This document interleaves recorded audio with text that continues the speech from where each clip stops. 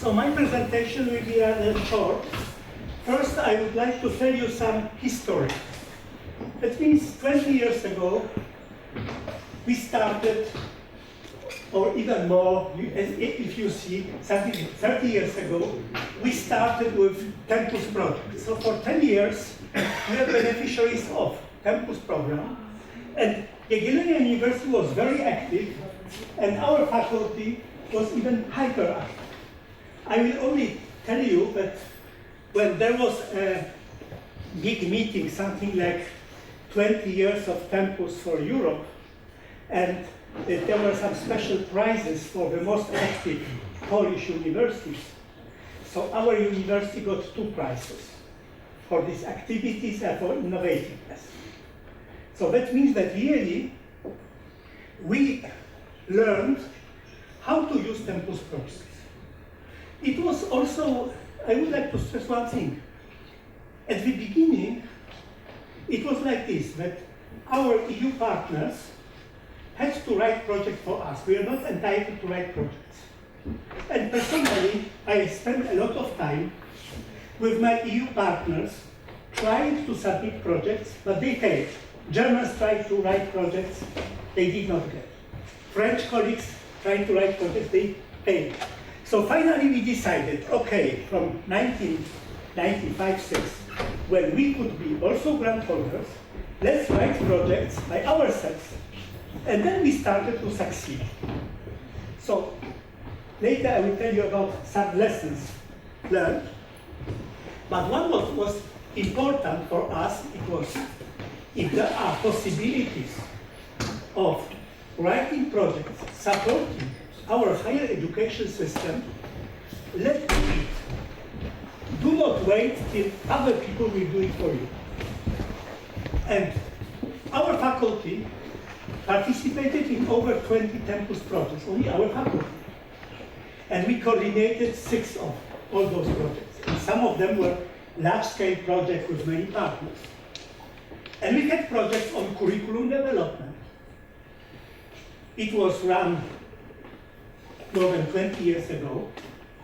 And even now, the structure of our chemistry program is based on what we have invented then.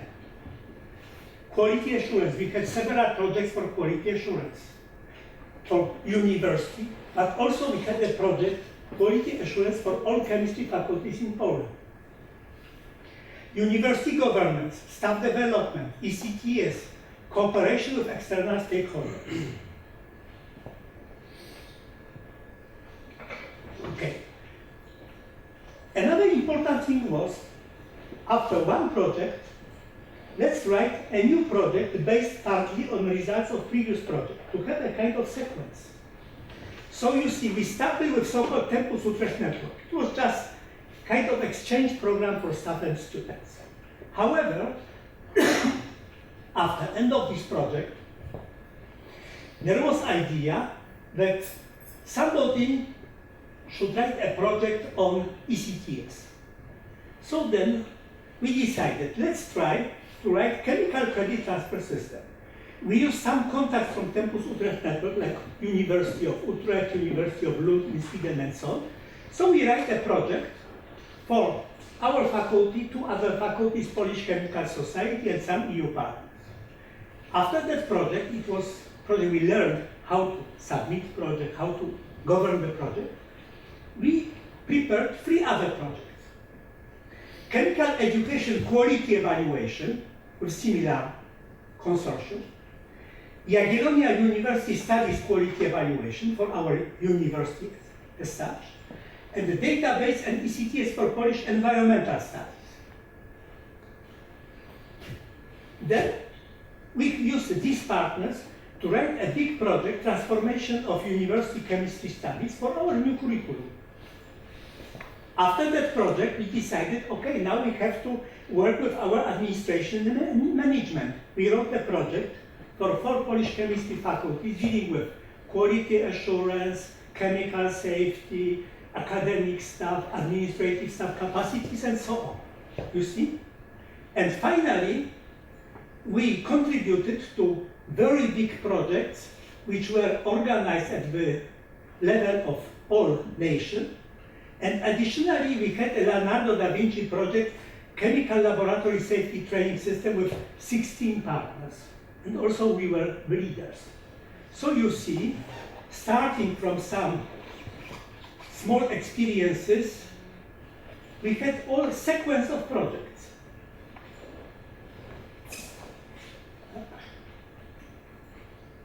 Okay. This. Yeah. Excuse me, but it is easier. Maybe I will just do this because it is better. What were the lessons we learned from this? So, first lesson we learned, crucial, active involvement of university faculty authorities. Because also we learned, we had some examples of bad practice. For example, when we participated in project, let us say for Balkan states like Serbia and so on, it happened that, for example, coordinator, you had such situation that there was a coordinator of the project who was rector of university, one of Serbian universities.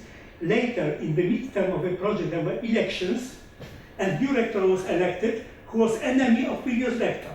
And then there was a problem, because coordinator thought it's my project, and rector said it's my university. And you know, and so we could witness many things like this. However, fortunately, I think that our success was due to the fact that always we had very strong support of our authorities, rectors and deans. When I was coordinator of my project on curriculum development, then my colleague, who was former dean of our faculty, was vice rector, was nominated as vice rector for international cooperation. And she came to me and asked, Marek, can I go within this project abroad, because I am also teacher of physical chemistry, so I would like to see some laboratories? I said, of course. So she went there, she was very happy because she could just remind nice time when she was not vice rector, but she was scientific worker and did some research, yeah? But I tell it to you that it was not like this, that she told me, I am rector, I want to do this or that, yeah? But she asked me as coordinator, can I do this because you are coordinator? And in our situation, now we have such a rule that if there is a project, vice rector gives all authority to project coordinator to be legal representative of university. Because of this, project coordinator has full power, but also has support of corresponding vice rector. So I stress that very important we learned. Key of success is active involvement of university and faculty authorities. So they shall not only approve, okay, it's nice that we have a project, but they shall be personally interested in the project and think how to use the project for the benefit of faculty. For example, when we had these curriculum development projects, so we are asking, for example, our dean, from your point of view, what kind of laboratories for students we shall support? And dean has a vision, says, okay, it would be this or that, yeah? If we had a university-wide project, we also ask rector, okay, we have money for equipment, what do you need? And rector was looking at, we need audiovisual equipment, for example. Okay, so we plan this. So because of this, I would like to stress it was the most important lesson we have learned. Second, importance of networking. That means we have to share what we have. And usually it was like this. Our faculty was initiator of many initiatives. But always it was like this. We contacted other faculties and told them, you know, we have a nice idea. Would you like to join us? And they were very happy. And because of this, we had also support of other universities. And not only for these projects, but also in some national initiatives. So we had a kind of lobby. So, second lesson, be open. If I have a project, I shall share what I have with other people. then I have less benefits, personal benefits for myself, but it is a kind of investment for the future. And it often happened that we invited somebody to our project, and for next round, another institution invited us to the project, to their project. So it is second lesson. Don't keep all things with yourself. Then, outputs shall be sustainable and correspond to real needs. It is very important, because when you have a project, you write project after, when project starts, so you have 1 year more already and so on, then technologies change, needs change and so on. You have to update this and look that the most important thing is that your outputs shall be sustainable and shall correspond to your immediate needs. If you have new needs, you have to plan new outputs. And also here one technical remark from the point of view of European Commission. What is the most important? It is not only what you have put to your application, but your argumentation. If you, for example, plan, let us say, equipment of type A, and later you find that you need equipment of type B, but you have very concrete arguments, then you are on the safe side. Because the main condition is you shall prove that what you buy, it is necessary to attain your objectives. So if you show it in very clear way, they will agree. But it is your task to be convincing to other people, yeah? And last important lesson, clear message to EU partners, what we expect of them. Not what they can give us, but what we want to take from them. Also, we have seen many projects that people in those times, in 90s, that people, let us say, from Netherlands or from Sweden and so on, we have very nice system. Please, we can write project for you, you can implement our system. And for example, I remember one project when people from Netherlands explained to poor people from Kazakhstan that the only system for quality assurance is EFQM, something like this. And people have started to implement this system without understanding what it is all about and so on and so on. And they were asking me how this system is working in Poland. I told nobody uses this system in Poland. And they were very astonished because they got message that it is just the only true system and they have to implement. So therefore, it is very important, clear message to partners, what do we need? When we were leaders of all these projects I told you about, it was like this, when we talked to people from Netherlands. You have put this element of the system, so we want from you this element. And from Italians, we need these things. And from Portuguese people, we need these things. Yeah? So just we were ordering what we need from each one. Yeah? So therefore, it was this last very important message that to explain very clearly what we need. Last slide that I say of this historical part is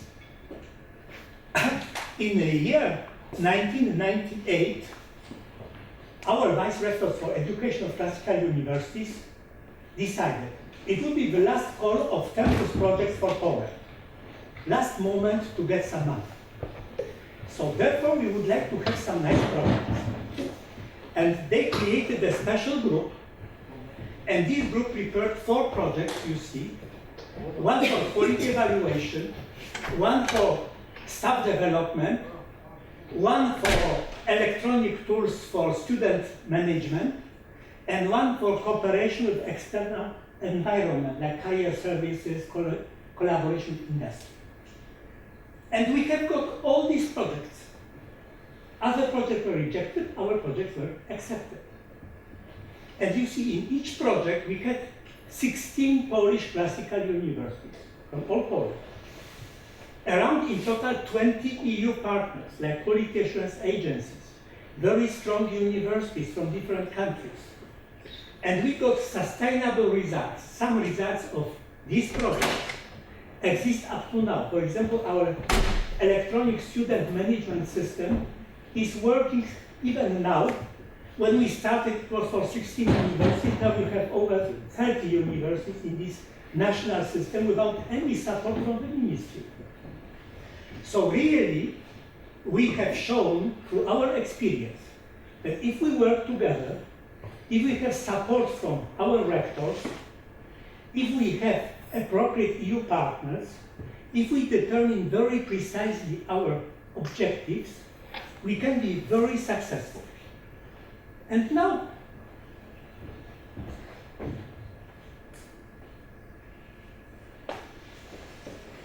just very shortly about MOPEST. Our interest in MOPEST. Particularly, there are two things, I would say. First, sharing good practice. Doctoral education, so today you had the session. If you are interested in university management, also within the project we can share with you our experiences concerning, for example, international office, staffing, finances, anything you are interested in, if we would know, what are you interested in. And third thing, project management. How to write projects, how to elaborate ideas, how to cooperate, and so on, based also on our previous campus experiences.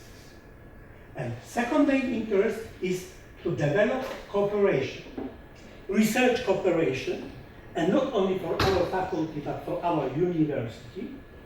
And second, in education, like for example, mobility, Erasmus exchanges, joint studies, staff exchanges.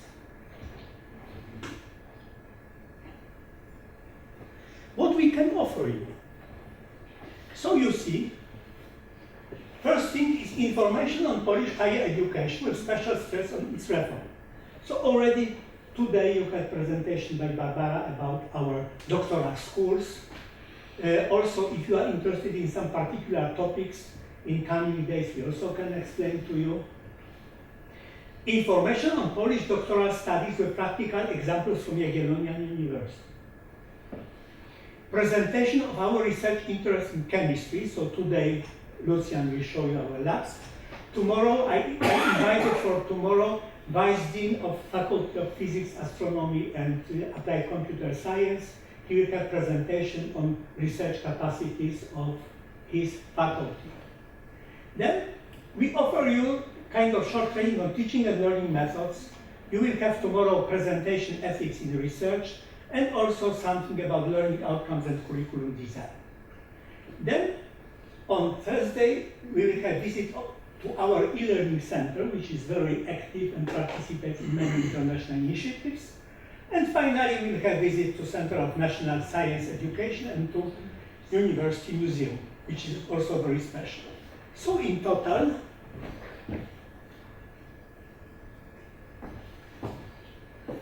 our meeting will have a following structure.